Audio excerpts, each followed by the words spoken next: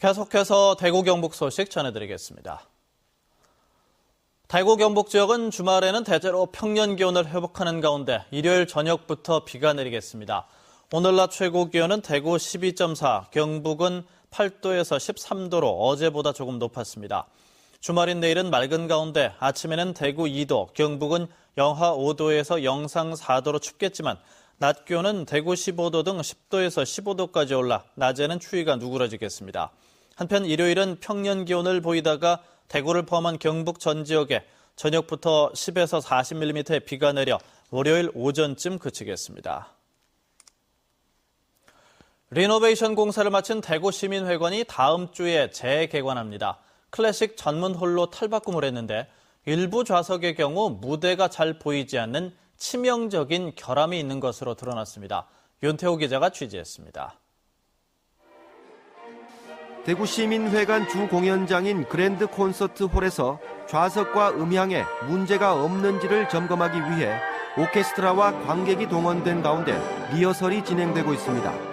그런데 취재 결과 일부 좌석에서 치명적인 결함이 있었던 것으로 드러났습니다. 3층 발코니 부분의 좌석 40여 개는 바로 옆 좌석에 가려 무대가 잘 보이지 않아 급하게 30cm가량 높여서 다시 설치했습니다. 4층 발코니 부분의 좌석 전체도 당초 무대 반대 방향으로 설치됐다가 무대가 절반밖에 보이지 않자 각도를 조정했습니다. 하지만 조정을 한 뒤에도 몸을 옆으로 내밀어야 무대를 다 볼 수 있습니다. 설계에 문제가 있어 시간과 비용을 더 들인 겁니다. 당초에 설계했는 안 자체가 한 50% 정도 가시선이 있었다면 지금 조정을 통해서 8, 90%의 어떤 가시선을 확보할 수 있었습니다. 오케스트라의 생명인 음향도 기대에 못 미친다는 지적이 나오고 있습니다. 소리가 뻗어나가지 못하고 무대의 높낮이가 심해서 하모니를 맞추는데 문제가 있다는 겁니다. 오케스트라 안에서만 약간 맴도는 그런 느낌이가 그리고 단상이 너무 높아가지고 현악기가 나오는 거랑 관악기 나오는 데서 이렇게 뭔가 서로 주고받아야 되는데 서로 소리를 못 들어가지고 그게 재개관 기념 공연을 앞두고 공연 날짜를 잘못 공지하는 바람에 관람객들이 예매를 취소하고 다시 예매를 하는 등 운영상에도 미숙함을 드러내 대구시민회관이 문을 열기도 전에 따가운 눈총을 받고 있습니다. MBC 뉴스 윤태호입니다. 대구대학교 학교법인인 영광학원 이사회 내분 사태와 관련해서 교육부가 오는 25일 정의사 5명 전원을 교육부로 소집해 면담하기로 했습니다. 교육부는 학교법인 영광학원에 학원 정상화 계획을 제출하라고 요청했지만 이사회가 계속 무산되자 직접 중재에 나선 것으로 보고 있습니다. 교육부가 이사회에 최후 통첩을 보낸 만큼 법인 내분 사태가 새로운 국면을 맞을 것이라는 전망이 나오고 있습니다.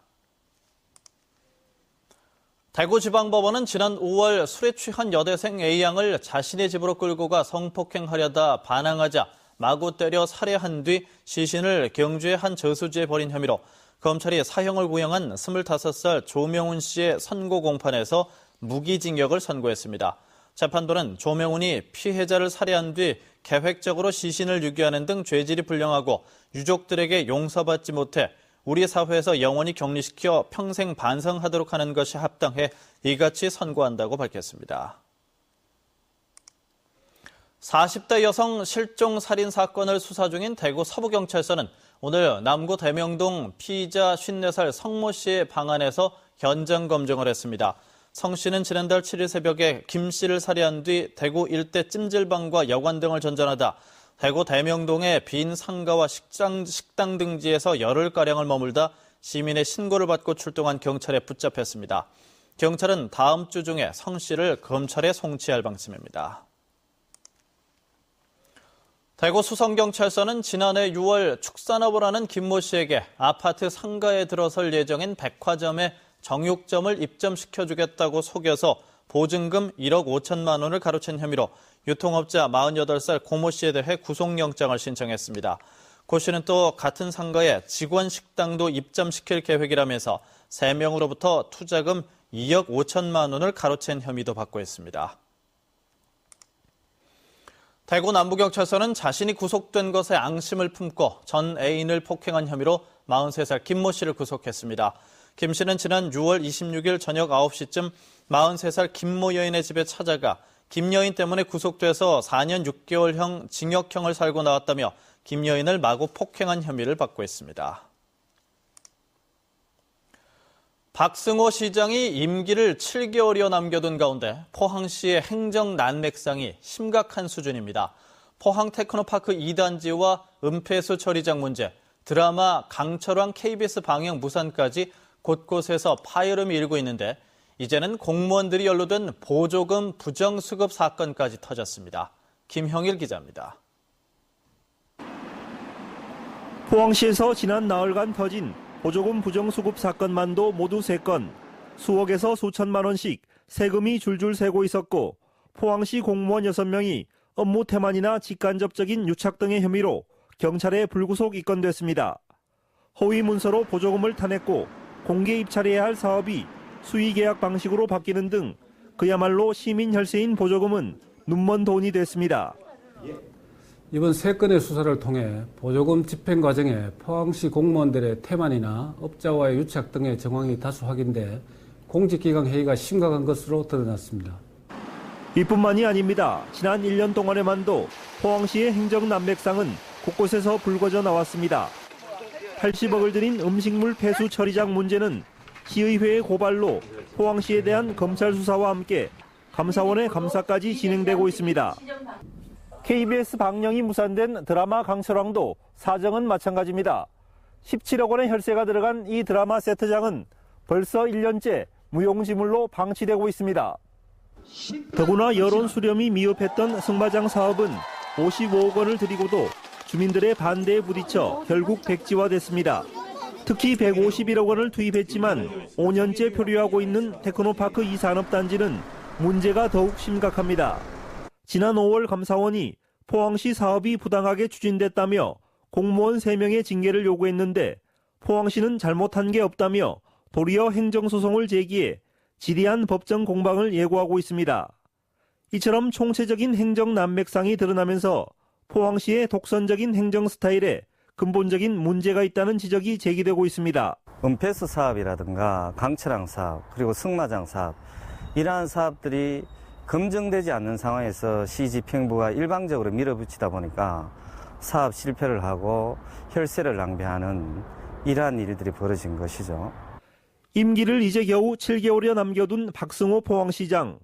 지금이라도 흐트러진 공직기강을 바로잡고 열린 행정으로 소통하는 자세가 필요합니다. MBC 뉴스 김형일입니다.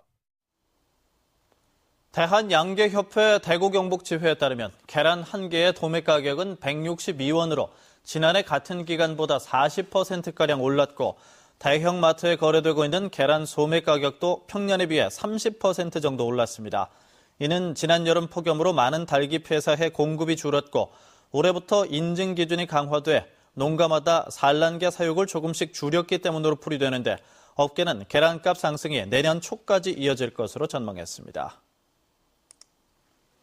지역 백화점들이 겨울 정기 할인 행사를 시작해 대구와 동아, 롯데, 현대백화점은 전체 브랜드 중 70%가량이 참여하는 정기 할인 행사를 오늘부터 다음 달 8일까지 이어갈 예정입니다.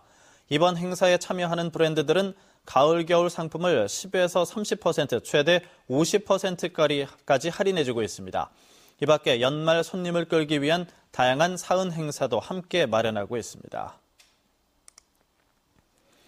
대구시는 최근 대구 스포츠 기념관과 성서 실내 게이트볼장을 관리 운영할 기관을 공개 모집했지만 시설별로 2개 미만의 기관만 신청하는 바람에 시 공보와 홈페이지에 공개 모집 공고를 다시 냈다고 밝혔습니다.